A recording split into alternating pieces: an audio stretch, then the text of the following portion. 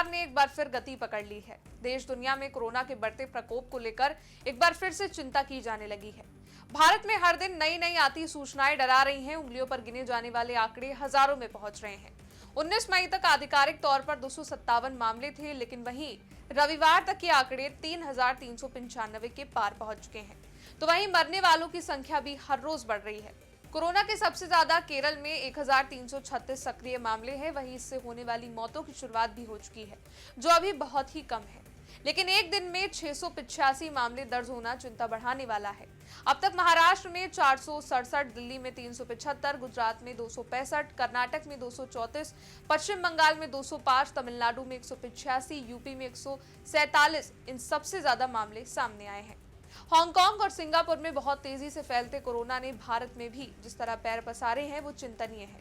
इसके नए variant JN.1 का प्रकोप जारी है, जो पहली बार अगस्त 2023 में मिला था और विश्व स्वास्थ्य संगठन ने इसे दिसंबर 2023 में ही वेरिएंट ऑफ इंटरेस्ट घोषित कर साफ किया था कि ये ओमिक्रॉन B.A.2.86 से निकला है, जिसमें 30 के लगभग म्यूटेशन पाए गए हैं, जिनमें L.F.7 और N.B.1.8 की संख्या ज्यादा थी। फिलहाल कोरोना की ये नई लहर साउथ ईस्ट एशिया में कुछ ज्यादा ही असर दिखा रही है। सिंगापुर, हांगकांग और थाईलैंड जैसे देशों में मामले बहुत तेजी से बढ़ने के बाद अब भारत में रफ्तार पकड़ रहे हैं। यही नहीं, चीन से भी छन छन कर जो निकल रहा है, उससे पता चल गया है कि वहां भी बीते एक महीने में कोरोना के मामलों में काफी तेजी आई है। लेकिन दुनिया को कोरोना देकर भी छुपाने और तबाही की कगार पर पहुंचाने के बाद भी चीन से जितने सच सामने आए हैं, उसने दुनिया में कैसा विनाश मचाया था, ये सबने देखा है। इस बार संक्रमित होने वाले अधिकतर लोग वो हैं जो कोमोबिडिटीज यानी सहरोगता वाली स्थिति में है। इसमें प्रभावित को एक से ज्यादा बीमारियां एक ही वक्त में होती हैं, जिसके कई कारण हो सकते हैं।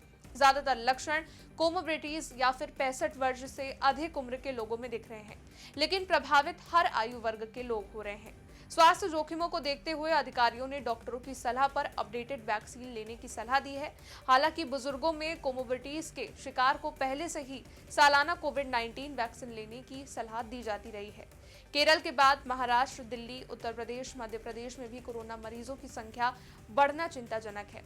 उधर अब हांगकांग के स्वास्थ्य अधिकारी अल्बर्ट आउ का बयान आया है, जिसमें उन्होंने माना है कि कोरोना वायरस के मामले वहां तेजी के साथ बढ़ रहे हैं। सांस लेने की तकलीफ वाले मरीजों के कोविड पॉजिटिव पाए जाने की संख्या अभी साल के महज 5वें महीने में ही उच्च स्तर पर पहुंच गई थी, जबकि चीन में स्वास्थ्य संबंधी बीमारियों की जांच करवाने वाले मरीजों में कोविड वायरस पाए जाने के मामले 2 गुने होना चिंता का विषय है।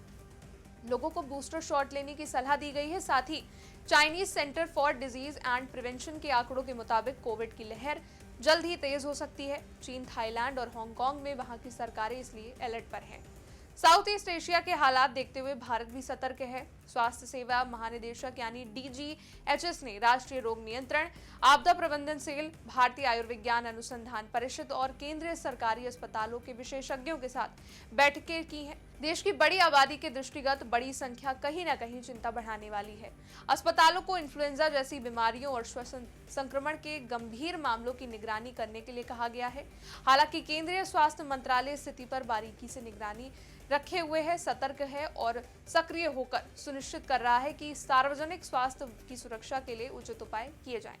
केंद्रीय स्वास्थ्य और आयुष विभाग किसी भी परिस्थिति से निपटने के लिए पूरी तरह तैयार है। स्वास्थ्य मंत्रालय पूरी तरीके से सतर्कता के साथ हर परिस्थिति पर नजर बनाए है। देश भर के सभी अस्पतालों और स्वास्थ्य सेवा प्रदाताओं की जिम्मेदारी है कि वो सतर्क रहें और सतर्क करें। ऑक्सीजन और वैक्सीन के इंतजाम पर्याप्त रखे जाएं। हालांकि विशेषज्ञों का मानना है कि इसको लेकर पैनिक होने की जरूरत नहीं है। कोविड महामारी के पुराने कड़वे अनुभव, काली यादें और कोरोना के कुछ महीनों का दौर कितना भयावह था, याद करके ही रोंगटे खड़े होते हैं।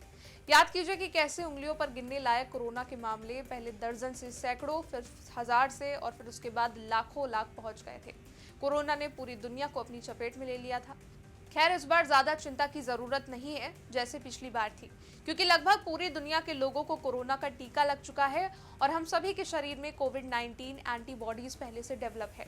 अब हमारे पास वैक्सीन भी है और कोरोना से बचने और लड़ने का तरीका भी। हमारी सरकार और स्वास्थ्य विभाग पूरी तरह से बढ़ते कोरोना को लेकर सतर्क है।